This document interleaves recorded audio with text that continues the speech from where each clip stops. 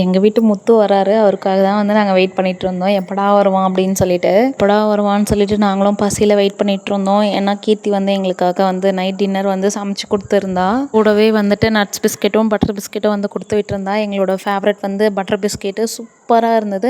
Nuts பிஸ்கெட்டும் taste வந்து சூப்பராக இருந்தது. ஆனால் ஷேப் மட்டும் தான் கொஞ்சம் மாறி இருந்தது. லாஸ்ட்காக ஒரு ஹெல்ப் தேவைப்பட்டது அப்படின்னு சொல்லிட்டு வர சொல்லியிருந்தேன். நானும் வந்து எனக்கு தேவையான ஹெல்ப்பெல்லாம் வந்து அவனை வச்சு வாங்கிக்கிட்டாச்சு. வீட்டுக்கு தேவையான க்ராசரிஸ்லேருந்து எல்லாம் அவங்ககிட்ட சொல்லி வாங்கிட்டு வர சொல்லியாச்சு.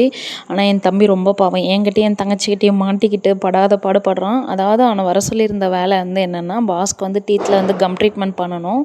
அதுக்காக வர சொல்லியிருந்தேன். இந்த பாஸ் வந்து பக்காவாக பிளான் பண்ணிட்டார். இங்கே தான் பண்ணிக்கிறதா அப்படின்னு சொல்லிட்டு ஊருக்கு வரமாட்டானிட்டாரு. ஸோ அதனால தான் வந்து நாங்களும் கிளம்பி இங்கே வந்துட்டோம்.